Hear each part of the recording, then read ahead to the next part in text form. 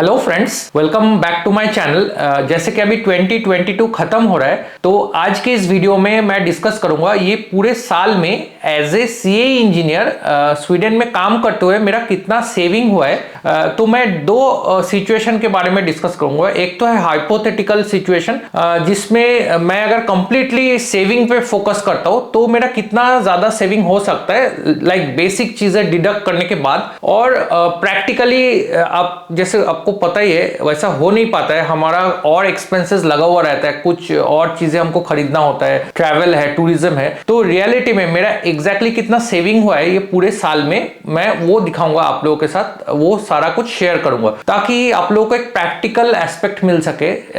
तो अगर आप इन फ्यूचर स्वीडन में या यूरोप में आ रहे हैं तो ये सब चीज आपको हेल्प करेगा डिसीजन लेने में। तीसरा और एक पॉइंट है, यहाँ पे जो यहाँ पे पेंशन मिलता है गवर्नमेंट के तरफ से, वो भी मैं ऐड करके बताऊंगा कितना उस टाइप का सेविंग हो जाता है। अपार्ट फ्रॉम दैट, अगर किसी का स्पाउस भी वर्क कर रहा है तो बहुत ही अच्छा होता है, तो वो on the top of that वो पैसा कंप्लीटली सेव होगा। तो ये सारा कुछ मैं डिस्कस करूंगा, तो ये वीडियो कंप्लीटली देखिए, तो इससे आपका बहुत ज्यादा नॉलेज मिलेगा और आपको डिसीजन लेने में भी आसानी होगा फ्यूचर में। तो फ्रेंड्स, आज के इस एग्जाम्पल में मैं मेरा एग्जैक्ट सैलरी का जो नंबर है वो रिवील नहीं कर पाऊंगा, क्योंकि कंपनीज में एक कॉन्फिडेंशियलिटी का टर्म होता है। तो मैं एक एवरेज नंबर लेके डिस्कस करूंगा, तो आप समझ लेना ये मेरे एक्चुअल सैलरी के बहुत आसपास है।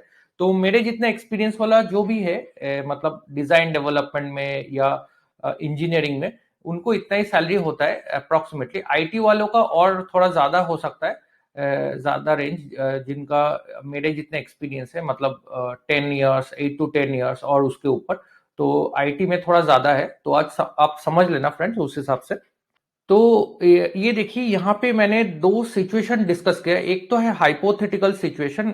हाइपोथेटिकल मतलब मैं अगर मान लीजिए बेसिक खर्चा करता हूँ, कुछ भी एक्स्ट्रा नहीं करता हूँ, तो इतना सेविंग तो मेरा मिनिमम होता है, मतलब इतना एक्सपेंस करके बाकी का सेविंग होगा।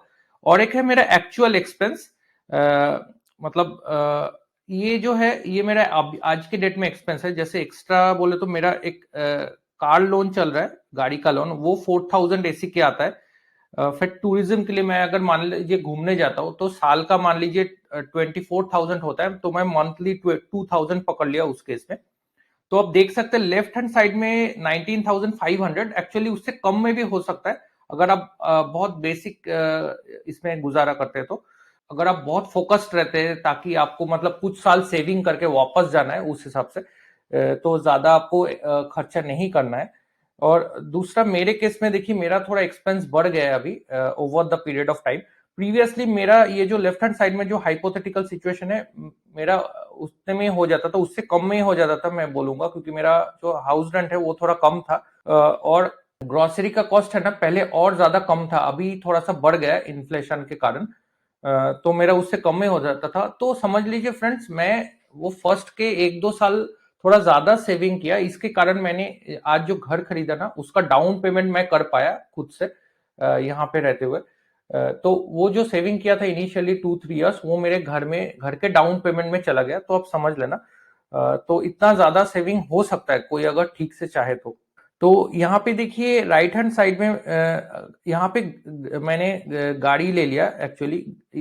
मैं बोलूंगा अगर गोथेनबर्ग शहर में पर्सनल व्हीकल लेने की कोई जरूरत नहीं है। अगर आप डे टू डे ऑफिस जा रहे हैं या ऑफिस से घर आ रहे हैं या आसपास के एरिया में घूमने भी जा रहे हैं, तो पब्लिक ट्रांसपोर्ट का कनेक्शन जो है ना वो बहुत ही अच्छा है, उसमें मैनेज हो जाता है। मैंने गाड़ी ले लिया एक।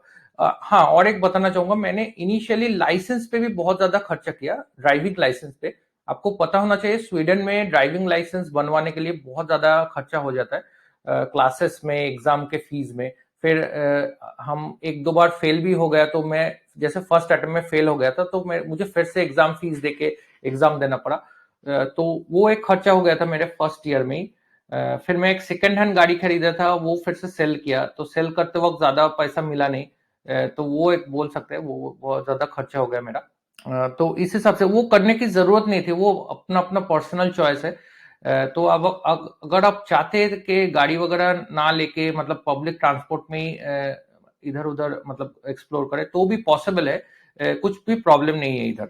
आप देख सकते हैं अभी टोटल सेविंग मैंने यहाँ पे कर दिया अप्रोक्सीमेटली 15,000 से लेके 18,000 तक सैलरी का सेविंग आप कर सकते हैं। ये अगर मैं प्रीवियस स्लाइड में देखता हूँ तो यहाँ पे मैंने सैलरी अप्रोक्सीमेटली 48,000 से लेके 55,000 के बीच में पकड़ा है, ग्रॉस सैलरी बिफोर टैक्सेस के बारे में बात करता हूँ। तो नीचे देखेंगे आप 34,900 से लेके 38,229 ये अप्रोक्सीमेटली टेक होम सैलरी होता है। मैं गोथेनबर्ग शहर के हिसाब से कैलकुलेट किया क्योंकि यहाँ पे अलग अलग सिटीज का अलग अलग टैक्स रेट होता है, तो उस हिसाब से है। तो फाइनली ये हाइपोथेटिकल सिचुएशन में देखिए 15 से 18,000 स्वीडिश क्रोना सेव होता है, जो कि 1,22,000 से 1,50,000 होता है। फ्रेंड्स आपको ये लग रहा होगा बहुत कम अमाउंट है, लेकिन प्लीज वेट कीजिए, आगे के स्लाइड में आप देखेंगे और भी जरिया है सेविंग का, वो मैं दिखाऊंगा आपको।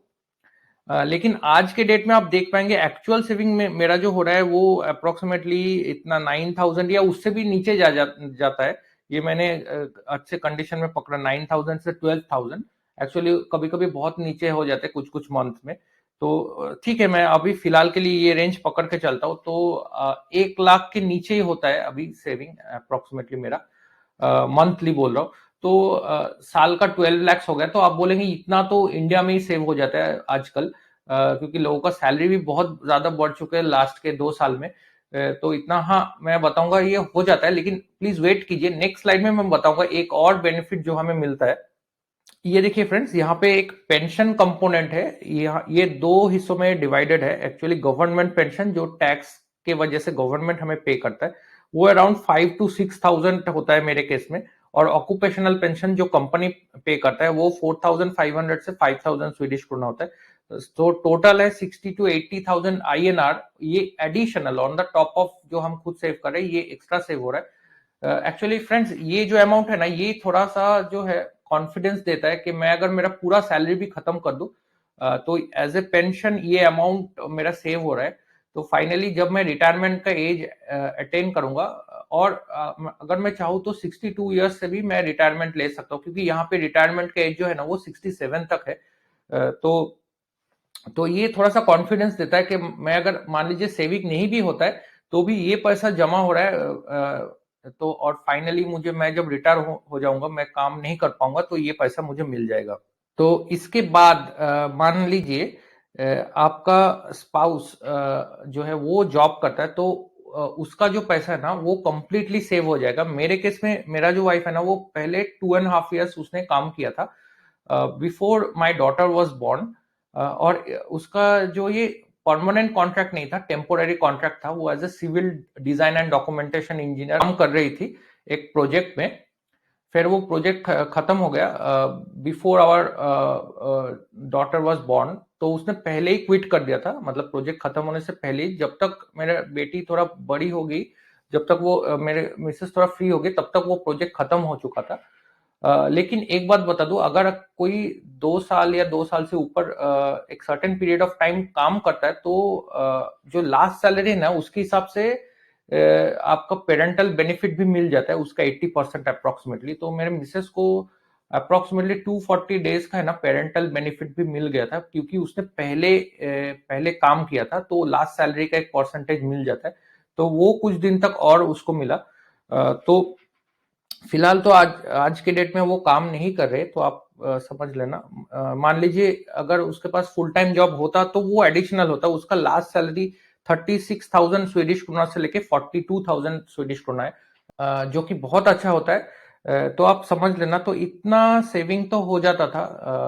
तो on the top of that, तो ये सब चीजें मुझे कॉन्फिडेंस देता है, ताकि मैं अभी सेविंग पे ज्यादा नहीं ध्यान दे रहा हूँ, मेरे खुद के सैलरी उतना नहीं बच पा रहा है।